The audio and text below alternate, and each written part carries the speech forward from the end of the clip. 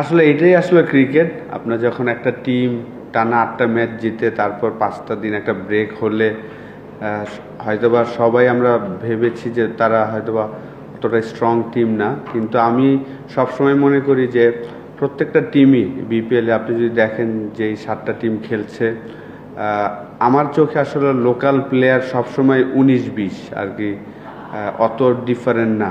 Just ওদের foreign যাদের ভালো ফরেনাররা যারা একটু ভালো খেলবেন যেই টিমের ফরেনাররা, তখন হয়তো আর ডিফারেন্ট তৈরি করে দিবে।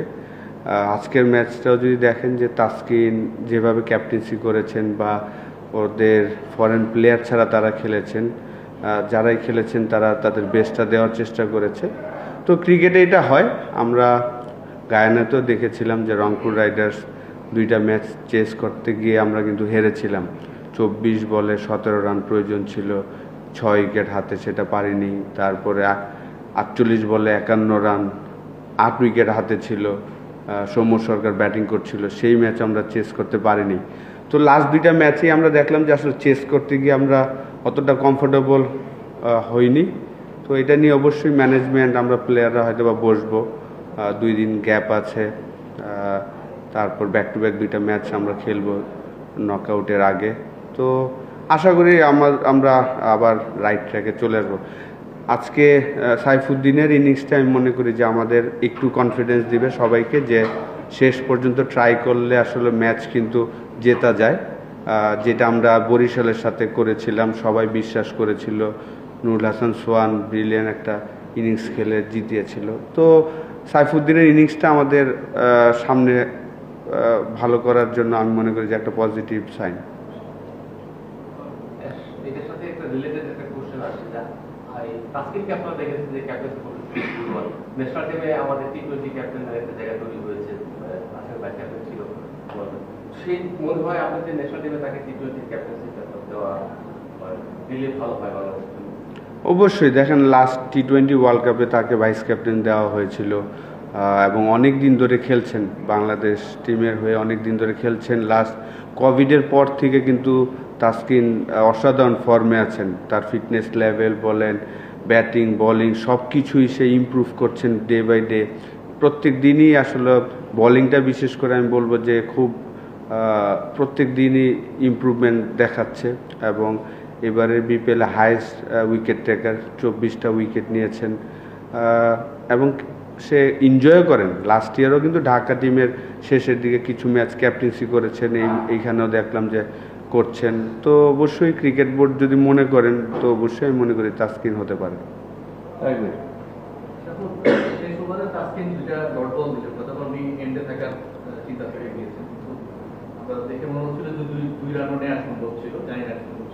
সাইফুদ্দিন এবং আপনার যখন 2 বলে 13 রান দরকার তখন ঠিক বলটা উনি বাউন্ডারির জন্য ওভার বাউন্ডারির জন্য যাননি, মানে যেটা খেলেছেন ওটা ওভার বাউন্ডারির সম্ভাবনা। তো এটা আপনি কি মনে হয় যে লাস্ট ওভারে তাসকিন সাইফুদ্দিন ঠিক করেছেন এবং ড্রেসিং রুমে তখন আলোচনা না দেখেন আমরা যেটা আলোচনা করছিলাম, বিশেষ করে আমি যেটা আলোচনা করছিলাম যে 25 রান প্রয়োজন, প্রথম 2টা বলে বাউন্ডারি প্রয়োজন, 4 বা 6 একটা।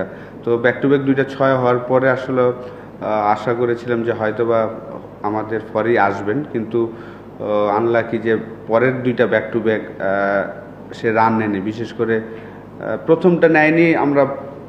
আমার কাছে মনে হচ্ছে ঠিক আছে, সে হয়তোবা আমি বিলিভ করছিলাম যে আকিবও ভালো মারতে পারে, কারণ প্র্যাকটিস সেশনে দেখেছিলাম সে চমৎকার মারতে পারে, সেই কারণে আমার বিলিভ ছিল।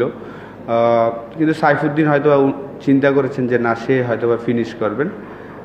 5 নম্বর বলটা আসলে যেই লেন্থে বল করেছেন সেখানে আসলে এটা 6 মারার মতন বল ছিল না, সে 4 মেরেছেন।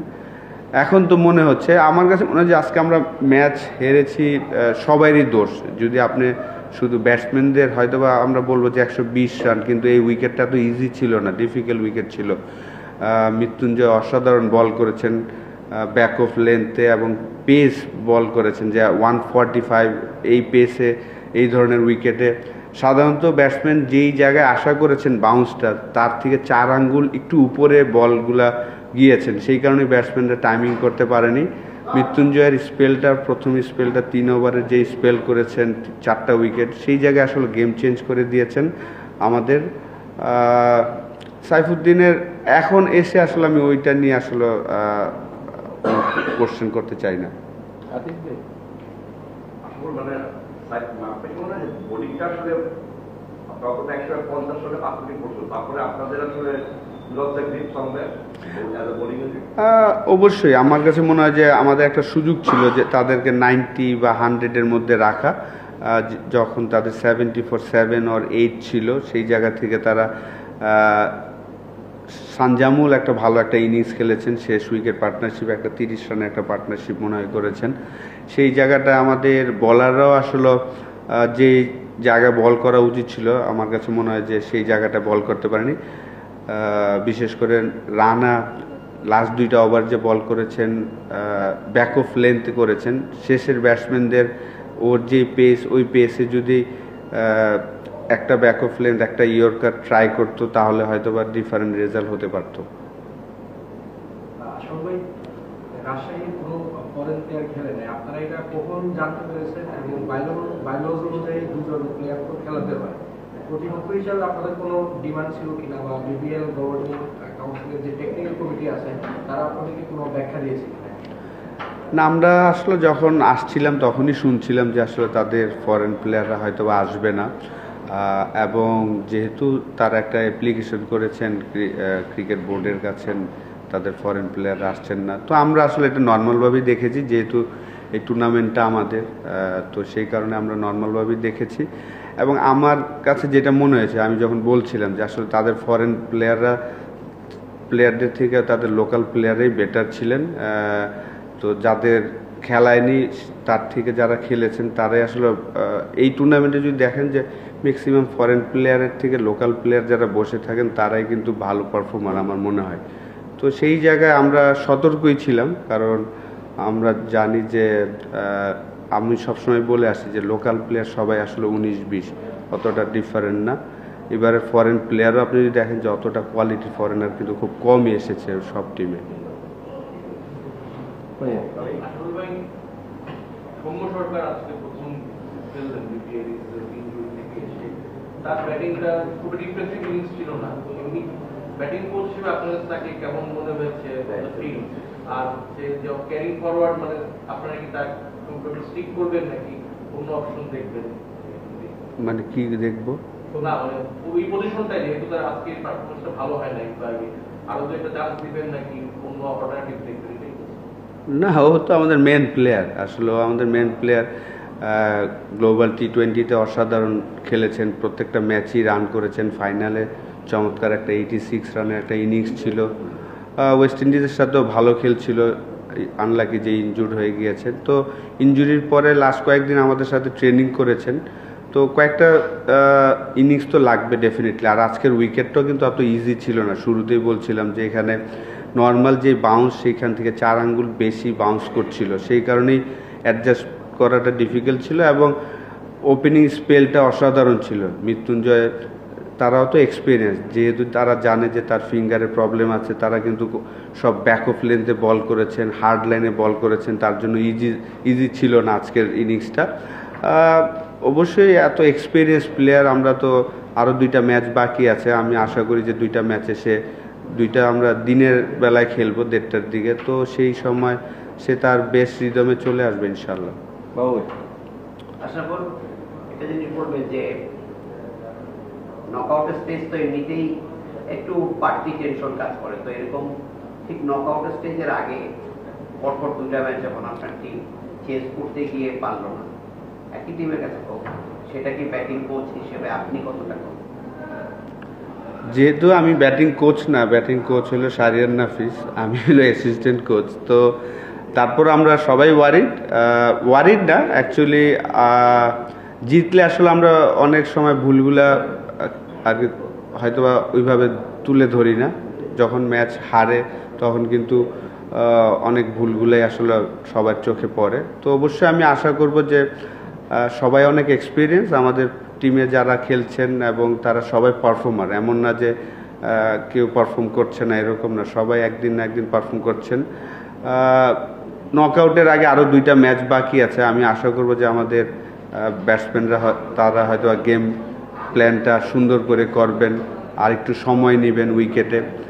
20 ওভারের খেলা হয়তো আমরা লাস্ট 2টা ম্যাচই যদি আমরা দেখি যে আমাদের টপ অর্ডার পুরো টুর্নামেন্টেই যদি দেখেন যে আজকে আমরা 10 নম্বর ম্যাচ খেলেছি, 10 নম্বর ম্যাচে আমাদের পাওয়ার প্লেটা কিন্তু ভালো ক্রিকেট খেলি নাই। আমরা উইন করেছি 8টা ম্যাচ, কিন্তু আমরা পাওয়ার প্লের পরে ভালো খেলেছি। আপনি যদি দেখেন যে বোলিংয়ে যখন আসি বা ব্যাটিংয়ে আসি, আমাদের লাস্ট 2টা ম্যাচই রাজশাহীর সাথে আমাদের 3টা উইকেট 4টা উইকেট পড়ে গিয়েছে পাওয়ার প্লেতে, যেটা অন্য ম্যাচগুলোতে হয়নি। অন্য ম্যাচগুলোতে আমরা 35-40 করতাম, 1 উইকেট লুজ করতাম, পরে কাভার করতাম। কিন্তু রাজশাহীর সাথে 2টা ম্যাচই দেখা গিয়েছে যে আমরা 3টা এবং 4টা উইকেট হারিয়ে ফেলেছি। ওইখান থেকে আসলে পাওয়ার প্লেতে যদি আপনি উইকেট হারিয়ে ফেলেন, তখন আসলে কামব্যাক করাটা একটু ডিফিকাল্ট হয়ে যায়। সেই জিনিসগুলো নিয়ে হয়তো আমরা সামনের ম্যাচগুলোতে কাজ করবো ইনশাআল্লাহ। বিপিএলের 11 নম্বর সিজন হচ্ছে, আমরা সবসময় চেষ্টা করি বা বলা হয় যে বিপিএলকে আরো উন্নত করানো, বিশ্বমঞ্চে আরো পরিচিত করানো। যখন একটা টিমের ফরেন ক্রিকেটাররা মানে একটা পেমেন্ট ইস্যুতে খেলতে না চায় বা একটা এরকম একটা ইস্যু চলে আসে, অবশ্যই বাইরের মিডিয়াতে এই খবরটা যাবে। তো এইসব ইস্যুগুলো মানে বাইরের মিডিয়াতে যাওয়া এবং বাংলাদেশের ক্রিকেটকে রিপ্রেজেন্ট করা, এগুলা আপনার চোখে মানে বিপিএল কতখানি পিছিয়ে দেয় এবং এই জিনিসগুলো কাছে কি হবে? অবশ্যই হতাশাজনক। 11তম আসরে এসে, যেহেতু আমি লাস্ট ওয়ার্ল্ড কাপ কাভার করতে গিয়েছিলাম, আইপিএল 17তম মনে হয় চলছে, তো 2023 ওয়ার্ল্ড কাপ কাভার করতে গিয়ে কিন্তু তারা কিন্তু আইপিএলের কারণে প্রত্যেকটা স্টেট জায়গায় কিন্তু তারা নতুন স্টেডিয়াম তৈরি করেছেন। আর আমাদের কিন্তু 11তম আসরে আমরা ওই একই জায়গায় ট্রেনিং করি, সব কিছু একই জায়গায়।